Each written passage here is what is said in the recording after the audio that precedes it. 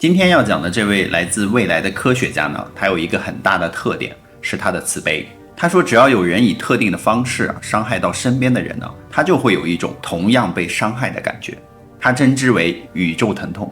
他说到一个非常灵敏和体察入微的人呢，是一个高度发达和完整无缺陷的机体，能机敏地感知周围的环境和各种细致入微的状况。他具有一种先天的感觉，因此当他与控制器官有缺陷的另外一些人发生接触的时候先天的那种感觉呢就会表达出来，他就会感觉到宇宙的疼痛。这位科学家呢，他就是尼古拉特斯拉。他本来可以成为世界上最富有的人，因为交流电发电机呢是他的发明，而他却没有靠交流电呢赚到钱。特斯拉呢所研发的交流电系统足以改变世界。随着时代的更迭呢，从现在所使用的电网呢，大多都是采用交流电系统就可以看出来。而当时如果特斯拉申请交流电专利的话，他仅靠交流电赚钱呢，每马力获得 32.53 的当时货币呢，他就可以在很短的时间内跃升成为世界上最富有的人。但是他放弃了，是因为他免费公开了交流电的使用专利，供世人来免费使用。他之所以放弃呢，是因为他有个伟大的理想就是工业呢不该遭受限制，应该普及于世界。他的梦想呢就是供给世界用之不竭的能源。让我们进入今天的故事，尼古拉特斯拉的一生。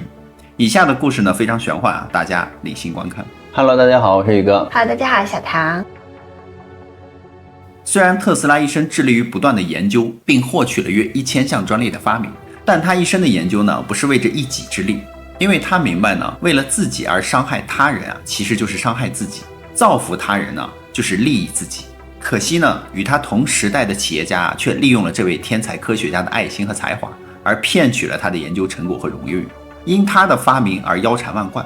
但特斯拉呢，却是穷困潦倒，常年呢经济拮据，最后呢于群控且被遗忘的情况下病逝。他离世以后呢，所有关乎他的资料皆被人掩盖或删除，致使呢无人传颂他在科学上的贡献。虽然他是一位具有神奇力量的天才，却没有多少人记得他。在1856年的7月10号是尼古拉特斯拉在地球诞生的日子。在特斯拉的自传回忆里面，他说到他相信自己呢是来自于金星。当时呢，一艘太空船降落在了地球，而那艘太空船的成员呢说特斯拉是金星的孩子。他是在1856年的7月9日至10日的午夜的一艘太空船上出生的。之后呢，被托付给了一对地球的父母。这对夫妇呢，在克罗地亚里的卡省，那里有一座名叫斯米里昂的小村庄。特斯拉所住的那一间小房间呢，仅挨着他父亲主管的塞尔维亚东正教的教堂。他的父亲是名为列维连米路丁特斯拉，在洛夫齐教区的塞尔维亚东正教教堂呢当神父。他有时候呢以正义之士的名字笔名来写作文章。母亲杜卡呢是打蛋器的发明者。他们家中总共有5个孩子，特斯拉排名第4，老大呢叫丹尼尔。特斯拉一家人呢都是塞尔维亚人，他们在克罗地亚属于少数民族和小教派。他们爱好塞尔维亚的诗词、舞蹈和故事，也喜欢手工编织以及和万圣节庆祝的活动。特斯拉童年的时候在克罗地亚呢想要找个职业，不外乎呢只有种田、从军和进教堂了。在塞尔维亚的西部的地方呢，他们几代人呢都会把男孩呢送到教堂或者是军队任职，把女儿呢会嫁给文官或者是武官做妻子。特斯拉的父亲米路丁原先呢是被送到了军官学校学习，但他不愿意从军嘛，后来就离开了军队而转入了教会工作。他的2个儿子丹尼尔和尼古拉呢也注定要走这条路。至于玛丽卡两姐妹呢，米路丁倒是希望他们像自己一样成为牧师的妻子。特斯拉从出生呢，家里人就准备让他来当牧师了。为了培养他呢，父亲给他规定了每天必须学习的制度，其中就规定要做各种各样的练习，例如互相猜测对方的心思，记住且复述比较很长的句子，或者是进行心算。父亲喜欢在闲暇之余呢写诗词歌赋，于是呢特斯拉从小就受到一种文雅的环境的熏陶，平时讲话呢总是信口背诵几句圣经或者是诗歌。特斯拉年轻的时候就写诗，而且后来还把他写的一部分诗呢带到了美国去，但他从来不发表他的诗歌。长大以后呢，他喜欢在一些即兴的集会上为新交的朋友背诵他们本国的诗歌。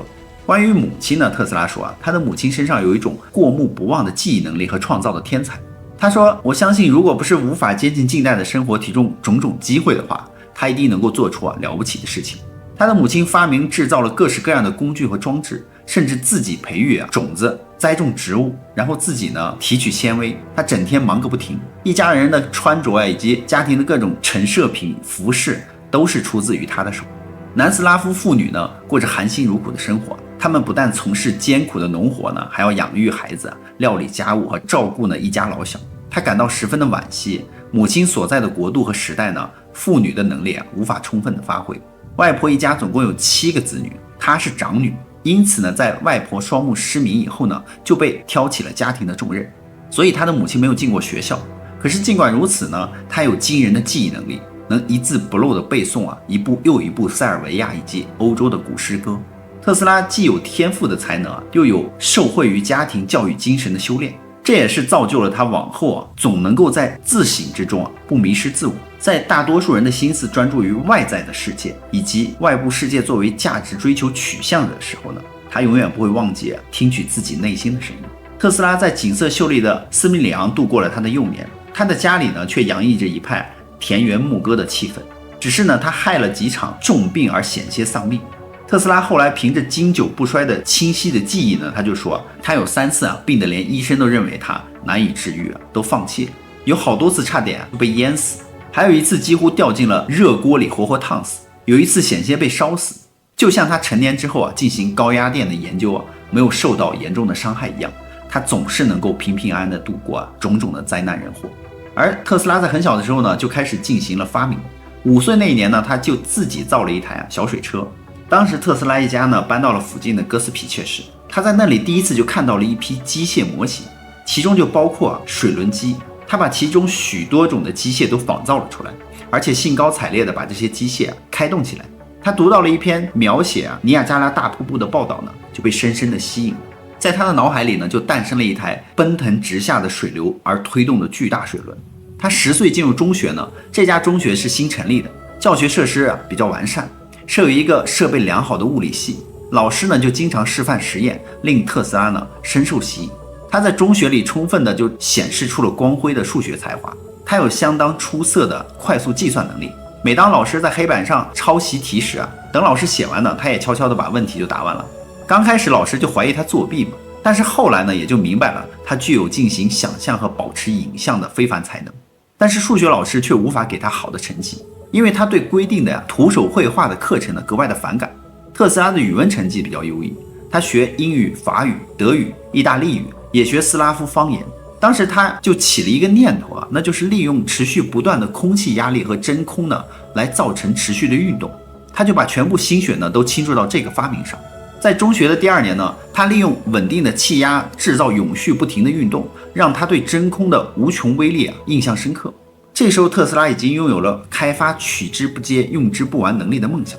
当时还有一个梦想，就是要打造飞行器。在特斯拉小的时候就发生了一件家庭悲剧，令特斯拉留下了难忘的创伤。他的大哥呢，丹尼尔年长特斯拉7岁，才华横溢，是父母的掌上明珠。但是不到12岁的那一年在一次事故中就夭折。这个惨祸呢，直接的原因就是由一匹阿拉伯骏马而引起的。这匹骏马呢是特斯拉一家人好友赠送的，全家人都很疼爱它。但是这匹马呢具有灵性，曾经在狼群出没的深山里拯救过父亲的生命。可是从特斯拉的自传来看呢，丹尼尔呢却是被这匹马踢死的。聪明过人的丹尼尔在他过早夭折之前呢，视觉神经也受到过强烈的闪光和刺激的干扰。特斯拉从童年开始呢，在一生之中大部分时间里也受到过类似现象的折磨。这种情况一直持续到17岁以后呢，他便把思想全部都灌注到发明上去了。那时候他发现他有想象东西的本领，不需要模型，不需要绘图，也不需要实验，就可以在心中将所有的东西看得一清二楚，和真的一模一样。因此他不必做实验操作，只需要用眼睛瞄，就能够记下一页纸上的无数的图形的全部精确以及尺寸等所有内容。后来特斯拉制造的机器几乎没有不成功的，这些机械只要在他的头脑中成型呢，后来就会变成了金属的实体。那么一经运转起来呢，一般都会正好的符合他原先的意图。只是每当他面临危险或者是不幸境地的时候或者当他兴高采烈的时候呢，眼前就会经常冒出莫名其妙的闪光，这是他无法加以控制的。后来他叙述就说呢，往往在遇到强烈闪光的时候我的眼前便会出现各种影像，使我看不清真正的物体。这些影像呢，都是我实际看到过的事物和场景的影像，而不是我的臆想。如果有人对我说出一个词，那么这个词所示意的物体的影像便会在我的眼前生动地浮现出来。它还具有照相一般过目不忘的记忆能力，这就使它与其他的工程技术人员难以配合的一个原因。因为工程技术人员都要求有蓝图嘛，而特斯拉呢，完全是凭他的脑袋。他还谈到许多虽然心思不集中呢，但还未经过缜密的推理呢，心中却明白了一个确定的答案。这个答案还没有具体化，这大概也就是特斯拉后来所提及的能够直接读取宇宙中心的讯息。在学校物理学教授的启发下呢，他就对电发生了浓厚的兴趣。在他看到了每一次实验，他的头脑中就引起了一次回响，他渴望从事实验研究工作。后来他回到家乡呢，正赶上了霍乱流行，立刻就受到了感染。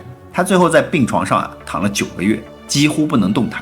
当时的父亲坐在床边照顾他，而等特斯拉稍微恢复力气的时候，他就提出呢，希望能够学工程技术。特斯拉的父亲原本有坚毅的决心让他进入教会的，此时呢也就软化了，答应让他完成这个梦想。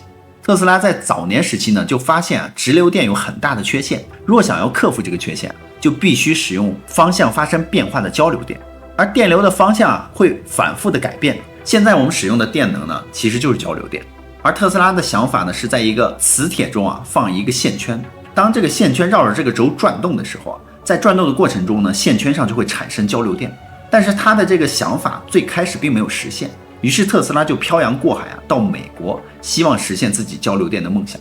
一开始有位雇主看准了特斯拉的天赋，就雇佣了他，而特斯拉呢也不负他的期望，发明了世界上第一台的感应电机模型。那这位雇主简直惊为天人没有想到眼前这位长得弱不禁风的斯文少年竟然是个天才。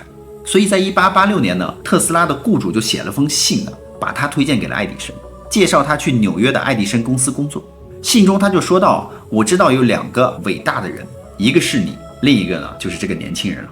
而特斯拉呢是在爱迪生的公司呢从事改良电器工作开始，结果他不但每次都能够改良成功还做得比爱迪生的每一个团队都来得杰出。更为惊人的是，他没有团队是一个人完成的，这让爱迪生就倍感惊讶。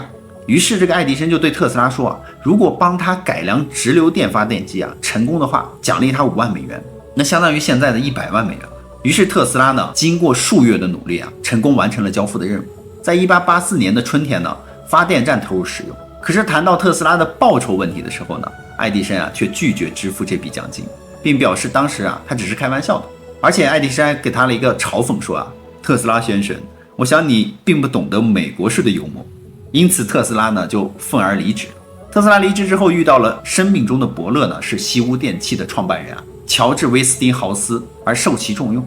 特斯拉在经过了西屋电器公司的帮助之下，发明了交流电。交流电的贡献要更大。在1890年呢，特斯拉也将自己的研究重点转移到了高频率的机器设计上。在整个19世纪呢，特斯拉除了研究和推广交流电技术之外，同时对高频电流进行实验。当詹姆士·克拉克·马士威呢，在1873年证明光是一种电磁波之后，也就是某种程度上来讲，光是电流以极高的频率振动后的产物。特斯拉就为了探索这片未来的领域发明了一种独特的装置，也就是我们现在熟知的特斯拉线圈了。它是一种可以将电流提升至高压以及高频的设备。通过使用高频率进行一系列的实验，特斯拉很快就发明出了霓虹灯、荧光灯，而且他也是第一个发明 X 光片的人。但这一系列的发明呢，在接下来的一项实验中都黯然失色。在一次实验中，特斯拉无意间就发现手里的一根电子管竟然可以在没有通任何线路的情况下，在自己的手中发光。于是他在自己的日记中就写道对于我来说那是证明可以在空气中传递能量的第一个证明。这也是特斯拉践行一生伟大理想的开端。在1892年呢，特斯拉受邀就前往了伦敦和巴黎，发表了他的高频率的研究成果。当时出席者呢，都是当代最重要的科学泰斗。他在科学家和工程师的面前就展示了魔法般的光电效应。特斯拉呢，身穿晚礼服把手放在了带电的端子，让电传遍他的身上，发出了大量的电火花，让几千伏的电流通过他的身体直至火焰吞没全身。但事实也证明人们可以安全地使用交流电。他说我让电流通过全身的主意，只是为了扭转大家长期以来对交流电的看法。这样展示呢，令所有的人瞠目结舌。而特斯拉宣布了一项非凡的新的构想呢，就是特斯拉在日记中写道：我认为通讯和力的传递可以是无限的构想是可行的。所以在1895年呢，特斯拉的实验室无故遭人纵火，令他所有的实验项目付之一炬。爱迪生呢向媒体还证明了交流电是邪恶的。然而之后的交流电造就了多少工业技术，真的是危险以及邪恶的吗？时至今日，我们依然使用交流电系统日常用品、冷气呢也都是交流电。事实证明呢，特斯拉是对的。特斯拉说服银行家JP摩根投资15000美元，就造了一个无线电站。但是呢，JP摩根看重的是商机而不是科学家发展造福人类。所以特斯拉一直想造福人类并具有免费能源的构思。由于 JP 摩根资助与新建的这个特斯拉塔呢，是一座高187尺的铁塔，同时它下扎到地深呢达到120英尺，是一座无线电发射器。而特斯拉早就想在世界各地的不同地点建立像沃登克里佛塔这样的接收站，这样就可以一个一个的传输无线电。他甚至还想象过在不同的星球之间也可以传输无线电。但是特斯拉传输无线电的梦想在1904年被破灭了，因为他的资助者呢 JP 摩根就发现了他真实的目的，就是让世界上的每一个人呢免费使用无线电。所以摩根拒绝投资。由于没有资金的1908年沃登克里佛的项目就被搁置了。在1917年呢，这座塔也就被拆了。于是特斯拉就陷入了财务困境，负债累累，成为了当时媒体嘲弄的对象。特斯拉取得了令人惊叹的成绩这些成就呢，就连现在的科学家都没有办法掌握多少。包括剑桥、麻省理工学院造成了很多的世界伟人，而麻省理工学院的研究院呢，站在各项发明的前沿，其中就包括无线电传输。可是多年以来，这些科学家们都无法做到高效的无线电的传输在2007年，麻省理工的研究员呢，将无线电室内传输了7英尺，这是象征可以切断电源的第一步了，是难以置信的。可是早在100多年前，有人就能够使用无线电操控各种电力设备了，这个人就是尼古拉特斯拉。这是一项突破性的改变世界的成就只是因为失去了资助，留给了世界无限的遗憾。在特斯拉的一生之中感应情况出现也是不计其数的。例如在梦中感应到母亲的近况，特斯拉就说，我在巴黎的时候我就看到了母亲去世，在天空中呢充满了光明和音乐，漂浮着都是奇妙的生物，其中有一个人拥有母亲的特征他无限慈爱地看着我。随着这个景象的消失呢，他说我就知道我的母亲去世了。果不其然，当他说完这段话的时候第二天他的母亲就去世了。每次他总是能够透过内在的直观来读取这些现象。例如他的姐姐安格琳娜呢也得了重病，他从纽约发回去一个电报说，我眼前看见了安格琳娜出现又消失了，我感到情况不妙。特斯拉呢就是一台能够记录任何扰动的敏感接收器，最终的事实呢往往证明他说的基本上都是真的。那么好了，特斯拉的故事呢宇哥也就讲完了。好了，我们今天的视频就到这。喜欢我们频道的朋友，欢迎在下方留言与我们互动哦。别忘了订阅关注宇哥小唐的频道哦，拜拜。拜拜。